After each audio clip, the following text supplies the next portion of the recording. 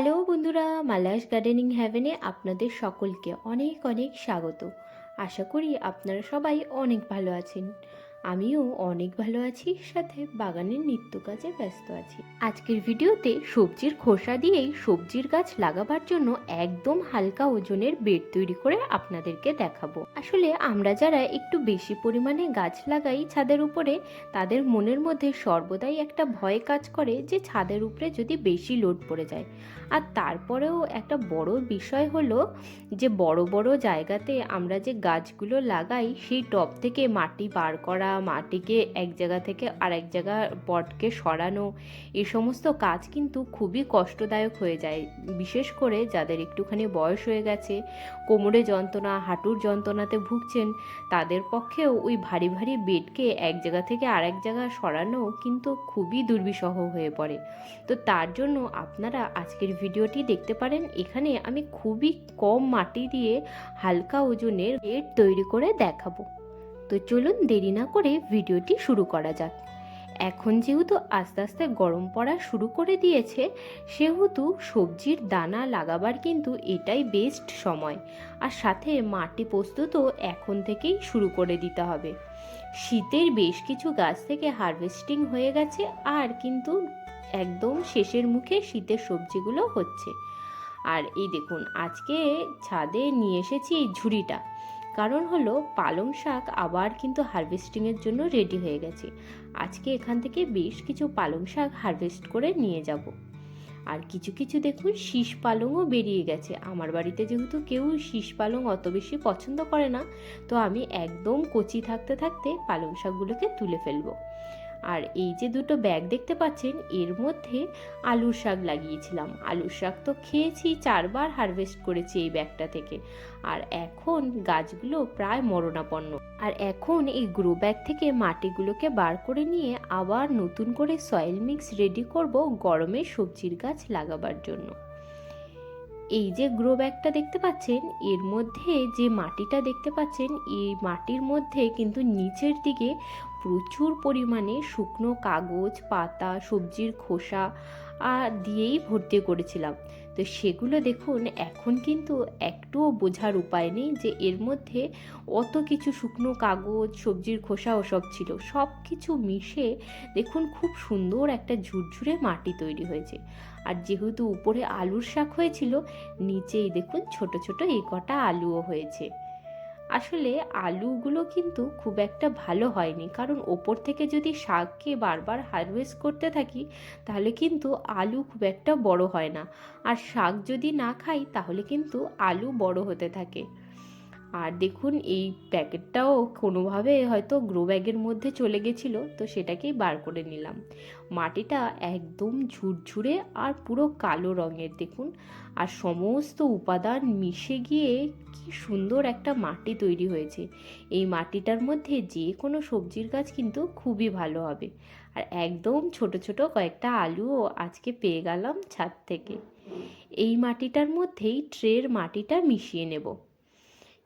এই সামনে যে গ্রো ব্যাগের মধ্যে মাটিটা ছিল, এই মাটিটা কিন্তু খুবই হালকা ওজনের মাটি। তার কারণ এই মাটিটার মধ্যে প্রচুর পরিমাণে খড় ছিল, শুকনো কাগজ, সবজির খোসা। এই মাটিটা একদমই হালকা, আর একে আরও হালকা কিভাবে করা যায় সেটা তো আজকের ভিডিওতে আপনাদেরকে দেখাবই। আর এই দিকে এই ট্রেটার মধ্যেও একইভাবে নিচের দিকে প্রচুর পরিমাণে শুকনো কাগজ আর শুকনো পাতা আর সবজির খোসা দিয়ে ভর্তি করেছিলাম। ওপরের দিকে তো নর্মাল মাটিই দিয়ে রেখেছিলাম, তো ওই মাটিটা অতটা ভালো না, কিন্তু নিচে যেগুলো দিয়েছিলাম সেগুলো কতখানি সার তৈরি হয়েছে, কি অবস্থায় আছে, তো সেটা একবার দেখে নিই চলুন। ট্রের মাটিটাকে বেশ অনেক দিন ধরেই জল না দিয়ে ভালোভাবে শুকিয়ে নিয়েছি, তবুও দেখুন নিচের দিকে হালকা একটু ময়েশ্চার রয়েছে। এতে কোনো অসুবিধা নেই, এই মাটিটাকেও সুন্দর করে রেডি করে নেওয়া যাবে গাছ লাগাবার জন্য। আপনারা চাইলে এই পুরো মাটিটাকে ভালোভাবে 2 দিন রোদ খাইয়ে নিতে পারেন, কিন্তু আমি কখনোই ওইভাবে রোদ খাওয়াবার সুযোগ হয় না, কারণ ছাদের মধ্যে বাচ্চারা আসে, মাটি ফাটি পেলে একদম ছাদটাকে নোংরা করে ছাড়ে। তো যতখানি সম্ভব হয় আমি দিনের দিনে মাটি তুলে ফেলবার চেষ্টা করি। আর এইটাও দেখুন নিচের দিকে কিন্তু যেগুলো সবজির খোসা শুকনো কাগজ দিয়েছিলাম সবই দেখুন পুরো মাটি হয়ে গেছে। এই ট্রের মধ্যে ড্রেনেজ হোল বন্ধ করবার জন্য কিছু প্লাস্টিক দিয়েছিলাম, তো সেই প্লাস্টিকগুলো একদম এর মধ্যে মিশে গেছে। এগুলো কিন্তু মাটির মধ্যে রাখবো না, আলাদা করে ফেলবো। আর এই দেখুন এই মাটিটিকে আরও বেশি হালকা করবার জন্য আমি এখানে নিয়ে নিয়েছি বেশ খানিকটা খড়। খড় আর কিছুটা গোবর সারকে এই মাটির মধ্যে মিশিয়ে নেব। আসলে সবজির গাছ আর ফুলের গাছের মধ্যে পার্থক্য লাগাবার পদ্ধতিতে এটাই হলো যে সবজির গাছে কিন্তু মাটিতে প্রচুর পরিমাণে খাবারের প্রয়োজন হয়। যে পরিমাণে খাবার আপনার মাটিতে থাকবে গাছও সেইভাবেই গ্রোথ করবে আর ফল দেবে। সুতরাং যতই সবজির খোসা দিয়ে ওই মাটিটার মধ্যে সার হয়ে থাক না কেন, তবুও আমি খানিকটা গোবর সার মিশিয়ে নিয়েছি। এবার বলি খড় কেন মিশালাম। খড় কিন্তু দুটো কাজে আসে। এক হচ্ছে মাটিকে জমাট বাঁধতে দেবে না, মানে মাটি দলা হবে না, সুতরাং নিচে শিকড়ের যে গ্রোথ হবে খুব ভালো হবে, আর সাথে জল খুব ভালোভাবে ড্রেন হয়ে যাবে। সবজির গাছ লাগাবার জন্য ড্রেনেজ সিস্টেম কিন্তু খুব ভালো হওয়া খুবই জরুরি, কারণ একটুখানিও যদি মাটির মধ্যে জল জমাট বাঁধা শুরু করে তাহলে কিন্তু শিকড় পচে গিয়ে গাছ মরে যাবে। আর ওই কারণেই মাটিটার মধ্যে খড় মিশিয়েছি। আর খড় মেশাবার আরও একটি কারণ হলো এই খড়ের কারণেই মাটিটা কিন্তু খুবই হালকা হবে।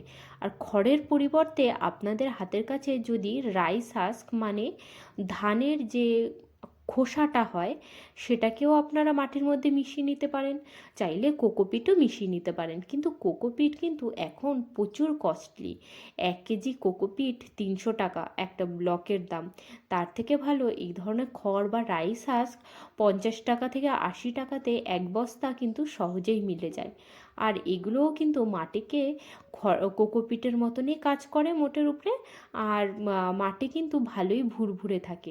আলুর শাক লাগানো যে গ্রো ব্যাগটা দেখতে পেয়েছিলেন ওর ভিতরেও কিন্তু প্রচুর পরিমাণে খড় দিয়ে আমি বেডটা রেডি করেছিলাম। আর এই যে ট্রেটা ভর্তি করছি আপনারা তো দেখতেই পেলেন, একদম নিচে দিয়েছি অনেকখানি খড়, তার উপরে একটা লেয়ার মাটি দিয়েছি, তার উপরে দিয়েছিলাম বেশ খানিকটা সবজির খোসা, তার উপরে আবার এক লেয়ার মাটি দিয়ে এই যে গ্ল্যাডিওলাস ফুলের গাছগুলো লাগিয়েছিলাম তার পাতাগুলো বেশ শুকনো হয়ে গেছিলো সেগুলোকে দিয়ে দিলাম। এবার এর উপরে দেব আরও খানিকটা সবজির খোসা দিয়ে মাটি দিয়ে চাপা দিয়ে বেডটা রেডি করে দেব। এই বেডটা এতখানি হালকা যে আপনার কোমরে যতই ব্যথা থাক না কেন অনায়াসে একে তুলে নিতে পারবেন। আপনারাও এই খড়ের পরিবর্তে শুকনো পাতা, তারপরে যে কোনো ধরনের ওই যে বললাম ধানের তুষ বা ধানের যে ভুসিটা হয় সেটা, তারপরে কোকোপিট, এই সমস্ত মিশিয়ে নিয়ে সবজির গাছ লাগাবার জন্য এইভাবে বেড তৈরি করতে পারেন। এতে কিন্তু গাছও ভালো হয়, আর কিন্তু ছাদের উপরেও অত বেশি লোড পড়বে না, আর হালকা থাকবে। এদিক থেকে ওদিক ছাদের মধ্যে সরাতে কিন্তু খুব বেশি অসুবিধা হবে না, খুবই স্বাভাবিকভাবে আপনারা এই কাজগুলোকে করতে পারবেন। আর এই দেখুন পাতা যেগুলো একটু উপরের দিকে উঠেছিল সেগুলোকে চেষ্টা করে একটুখানি নিচের দিকে দিয়ে দেব। আর সাইডে ট্রের কিছু ফুটো ফুটো রয়েছে সেগুলোকে আবার কোনো সাইড দিয়ে কাগজ দিয়ে বন্ধ করে দেব। এই বেডটা রেডি হয়ে গেল। এবার আরও যে দুটো গ্রো ব্যাগ ছিল ওই গ্রো ব্যাগ দুটোকে ভরবার পালা। এই গ্রো ব্যাগকেও ঠিক একই পদ্ধতিতে ভরে নেব। নিচের দিকে দিয়ে দেব শুকনো খড়, একটু বেশি পরিমাণেই খড় দেব। খড় দেওয়াতে নিচে কিন্তু ড্রেনেজটাও ভালো থাকে, আর আরেকটা জিনিস হয় জলটাকে হালকা মতো ধরেও রাখে, তাতে মাটি ময়েশ্চার থাকে। আর একটা জিনিস যেটা কাজ করে, খড় কিন্তু আস্তে আস্তে ডিকম্পোজ হয়ে কার্বনে রূপান্তরিত হয়, যেটা গাছের জন্য কিন্তু খুবই উপকারী একটা খাদ্য। বেশ খানিকটা খড় দেওয়ার পরে তার উপরে দিয়ে দিয়েছিলাম একটা লেয়ার মাটি, তার উপরে দিয়ে দিচ্ছি এক লেয়ার সবজির খোসা, তারপরে আবার খানিকটা দিতে হবে মাটি। এই দেখুন এইভাবে আরও খানিকটা মাটি দিয়ে দেব, আর এই মাটির উপরে আবার বাদবাকি সবজির খোসাগুলো দেব, দিয়ে আর ফাইনালি মাটি দিয়ে পুরো গ্রো ব্যাগটিকে ভরে নিলাম। এইভাবে সবজির খোসা আর খড় দিয়ে যদি আপনারা গ্রো ব্যাগ ভরেন তাতে কিন্তু মাটিটা খুবই কম লাগে। সামান্য মাটিতেই অনেকগুলো গ্রো ব্যাগ এইভাবেই কিন্তু ভরে ফেলা যায়।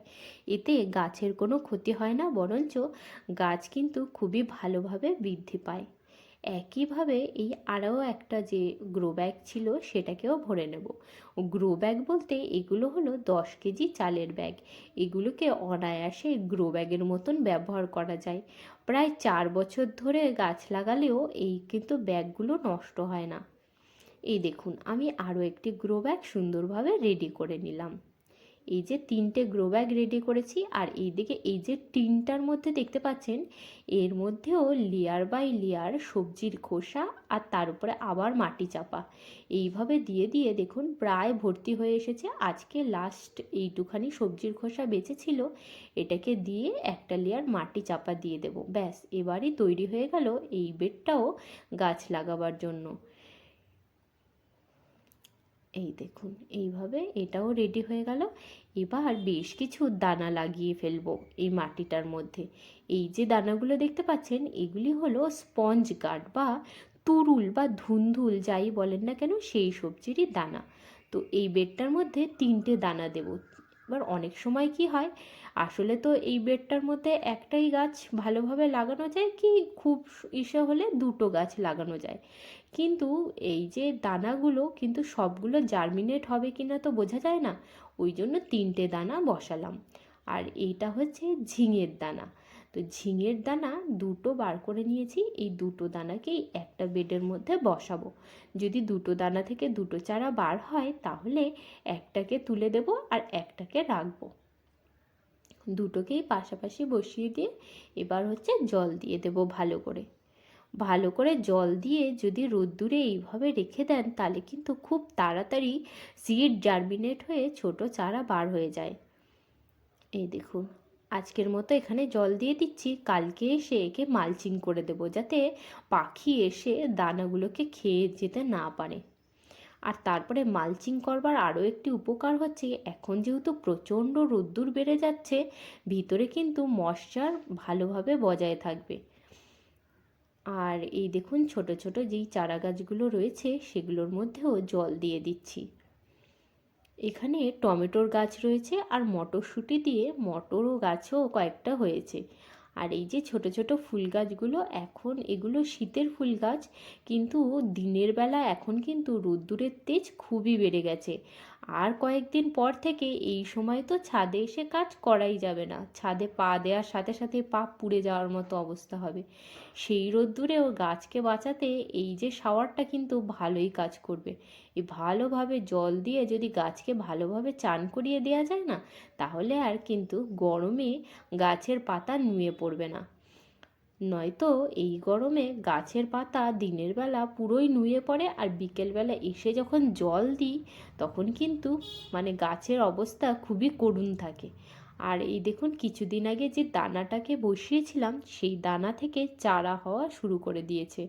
ওই দুটো দিয়ে তো বার হয়নি, এইটা দিয়ে দেখছি 2টো গাছ চারা বের হওয়া মাথা বার করা শুরু করে দিয়েছে।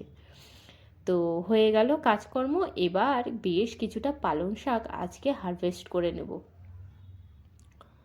পালং শাক এই জমিটা থেকে পুরো 6বার আগে হারভেস্ট করা হয়ে গেছে। এই নিয়ে এটা হলো 7বার হারভেস্ট।